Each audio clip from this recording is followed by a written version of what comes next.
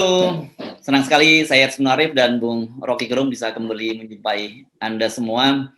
Dan kita ini masih coba-coba mencari celah-celah nih, Bung Rocky, nih, soal kritik ini. Karena kan Presiden Jokowi sudah menyampaikan agar kita diminta mengkritik gitu. Tapi sebenarnya kita pengen kritik tapi masih cari celahnya. Karena kemarin tuh Aliansi Mahasiswa UGM, nah ini jangan lupa UGM ini kampusnya, alma maternya Pak Jokowi, memberi beliau ini penghargaan.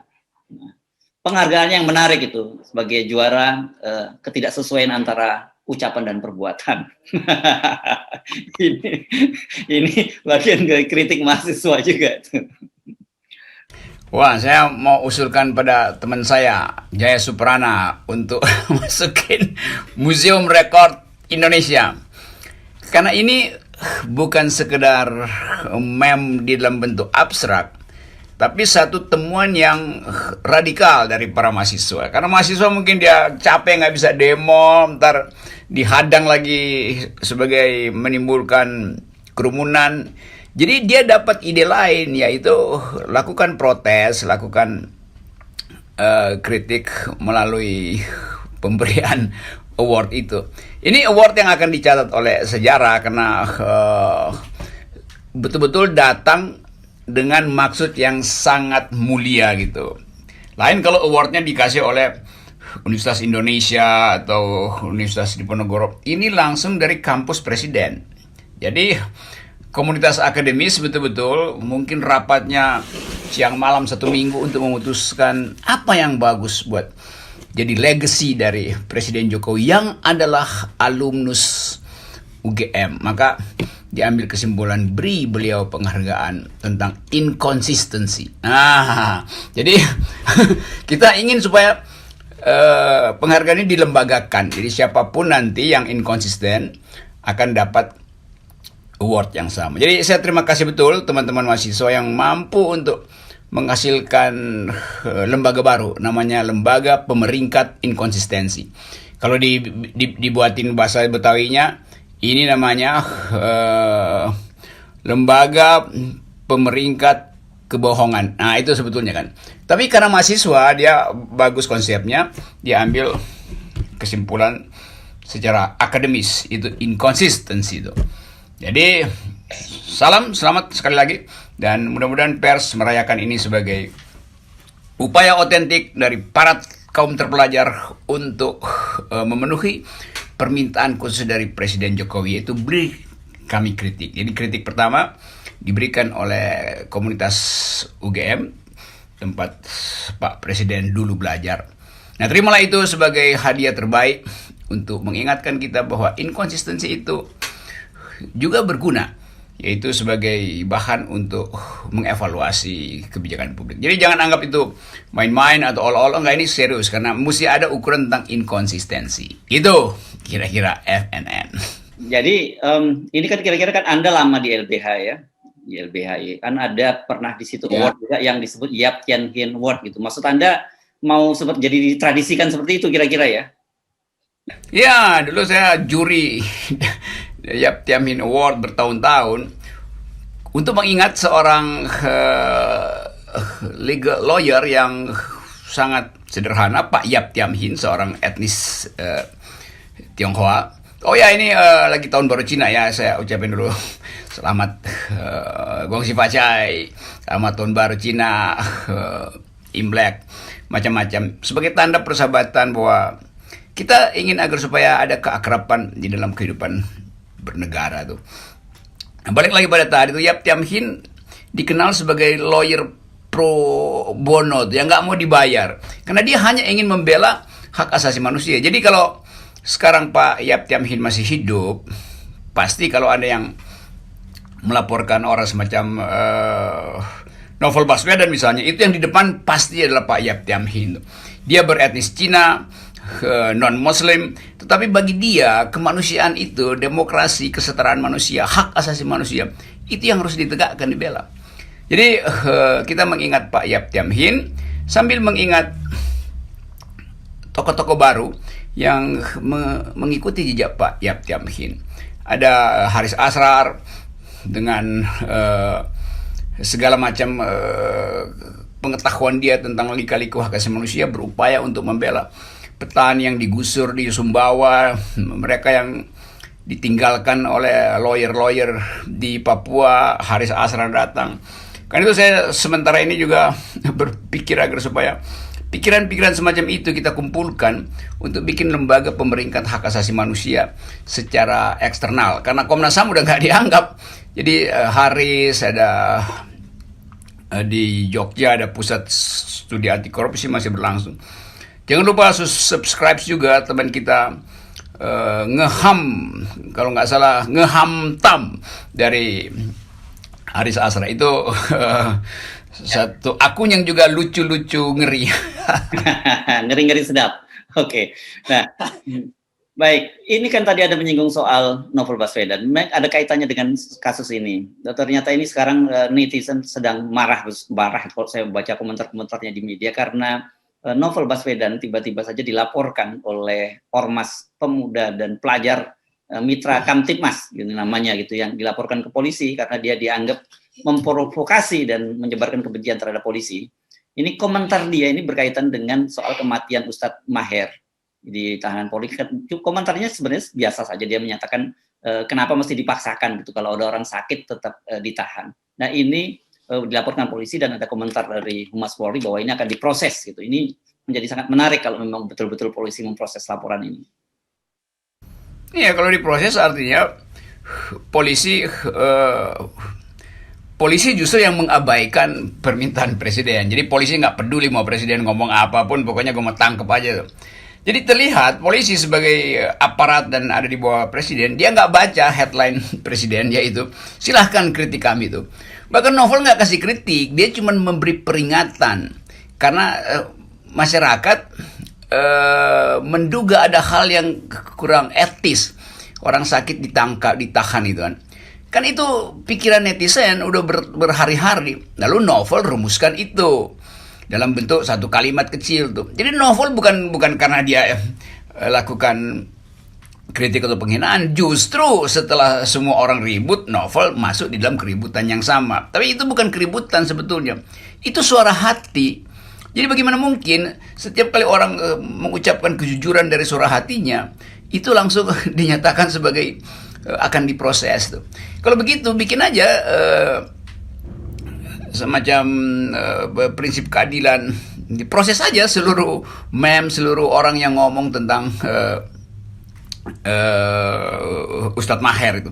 Kan ini kan berita nasional, jadi kelihatannya bahwa ada sponsor di belakang ucapan presiden itu, yaitu pemetaan politik. Nah itu yang ini hari raya Imlek kita ingat hal yang bagus-bagus dari persaudaraan antar etnis di Indonesia yang sudah berabad-abad kita rawat.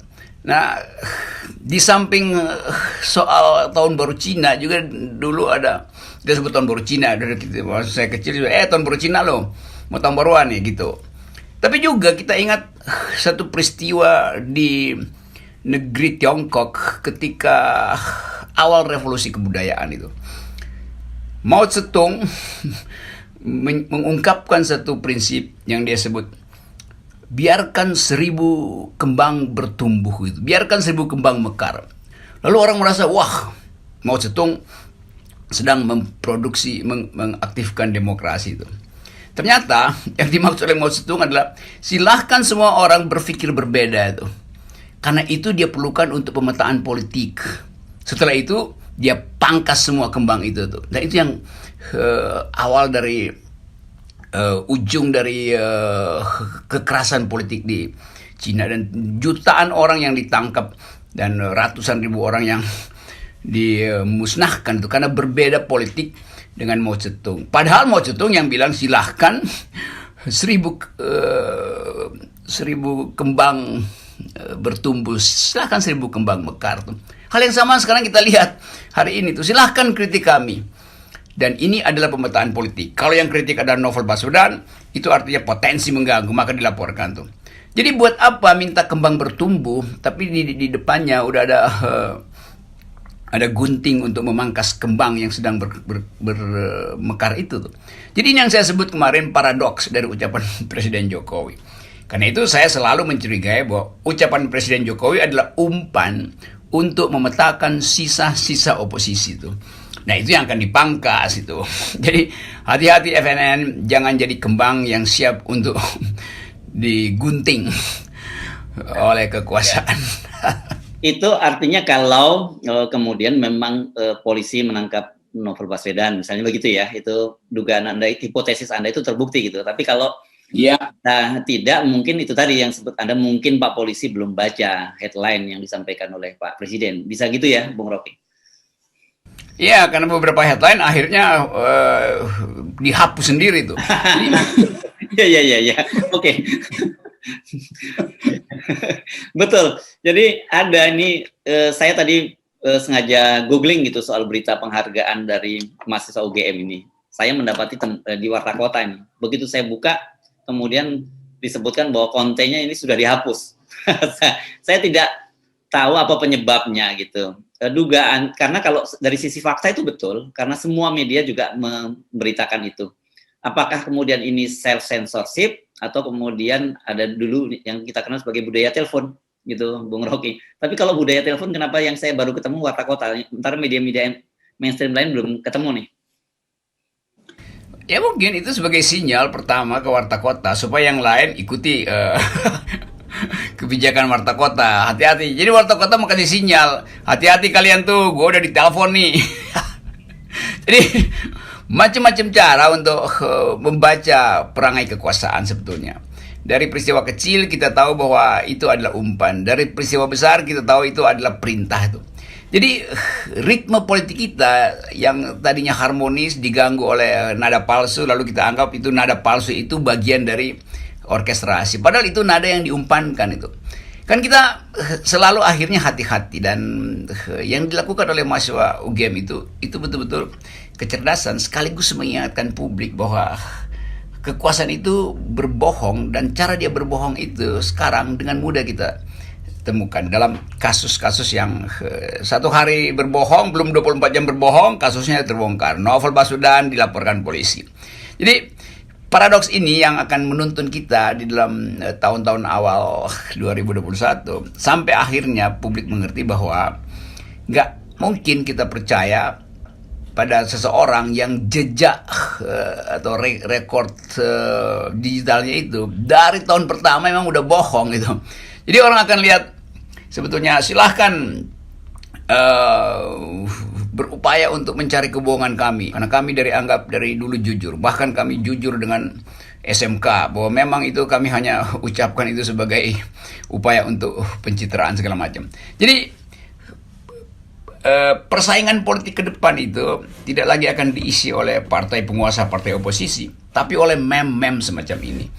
Nah, saya setiap hari sekarang dapat permintaan ceramah dari macam-macam BEM itu, ratusan permintaan siapa. Jadi saya anggap bahwa BEM udah resah, atau mahasiswa sebenarnya resah, tapi karena ada COVID, mereka cari outlet yang lebih lucu-lucu aja itu. Gitu. Tapi kan kalau tadi Anda menyebut bahwa pemerintah memberikan alarm, walaupun kemudian diduga bahwa ini false alarm ya, alarm palsu. Tapi harusnya pemerintah juga melihat itu bahwa apa-apa yang muncul di publik itu sebagai juga alarm terhadap pemerintah sendiri. Alarm yang kita sebut selalu bahwa ini public distrust sudah meluas, dan sekarang ini kan menjadi telak karena itu berasal dari alma mater Pak Jokowi yang selama ini suka kita ledek-ledek gitu ya. Kampus yang satu ini kan sering sekali kita ledek-ledek karena kesannya menjadi kampus yang sangat pemerintah banget begitu. Iya, itu yang disebut pepatah bahwa kekuasaan itu bisa membungkam semua orang dalam satu waktu, atau membungkam satu orang dalam waktu yang panjang, tapi tidak mungkin membungkam semua orang dalam waktu yang panjang itu. Itu yang terjadi di UGM. Kan nggak bisa terus-menerus alumni UGM menghalangi mahasiswa untuk tidak kritik pada Pak Jokowi. Dulu 7-8 tahun lalu alumninya kompak gitu. Tapi kan konyol kalau alumni juga masih pro pada kedunguan-kedunguan yang mereka lihat sehari-hari. Jadi dia nggak mungkin yakinkan pada juniornya, pemerintah sekarang tetap sama seperti janji-janji dulu. Lo mahasiswa justru lebih cepat untuk membaca kepentingan alumni ketimbang upaya mereka untuk tunduk pada semacam keputusan himpunan alumni ini. Jadi jangan sekali-sekali pemerintah berpikir bahwa kalau seseorang itu di awal dilindungi oleh alumninya, maka mahasiswa baru juga akan pro. Mahasiswa baru justru ceng-cengin, kalau anak Jakarta bilang ceng-cengin alumninya. Lu udah alumni, udah tua, ngapain masih bela-bela kekuasaan, kan begitu. Begitu sebetulnya hasil rapat dari mahasiswa UGM. Kalau saya bayangkan hasil rapatnya begitu tuh. Oke, ini jadi menurut saya ini pertandingan saling memberi alarm. Ini menarik juga dong kita mengikuti ini gitu. Kita tinggal mengikuti, nanti kita memilih alarm mana yang sebenarnya bukan alarm palsu kan. Ya, alarm palsu itu selalu dibuat ketika orang lagi tidur nyenyak tuh, buat dibangunkan tuh, seolah-olah negara akan runtuh. Padahal sebetulnya ini sebenarnya alarm palsu itu kita nggak tidur pun kita dengar alarm itu tuh, dari kebijakan yang bertentangan, dari isu tentang persaingan politik di istana. Nah, semua alarm palsu itu dengan mudah kita mengerti karena nggak ada lagi alarm yang betul-betul bisa kita percaya tuh. Jadi mahasiswa selalu mampu untuk membedakan mana alarm palsu, mana alarm yang betul-betul dihasilkan oleh keinginan untuk merawat demokrasi. Nah, alarm yang sungguh-sungguh itu datang dari kejujuran akademis. Nah, sebetulnya juga saya membaca pesan dari mahasiswa UGM adalah, hai Profesor Dungu, nih gue kasih tahu sama lu ya, bahwa ada award untuk si inkonsisten itu, si orang yang inkonsisten, termasuk kalian profesor pendukung beliau. Itu sebetulnya sinyalnya. Oke, nah saya kira ini adu kuat bunyi alarm, dan saya berharap alarm dari mahasiswa, apalagi mahasiswa UGM ini sampai ke istana, dan kemudian tiba-tiba saja kita akan mendengar lagi statement dari Pak Jokowi bahwa saya sekali ini betul-betul minta dikritik gitu. Jadi silakan kritik dan jangan khawatir ditangkap. Ini ini harapan saya. Mudah-mudahan saya sedang tidak bermimpi dan terbangun oleh alarm palsu tadi, Bung Rocky. Itu berarti akan ada award kedua lagi buat Pak Jokowi itu. Award yang lebih gede itu, yang menganggap bahwa oke, kalau begitu kita kasih alarm yang membangunkan dia dari mimpi-mimpi tentang hak asasi manusia segala macam.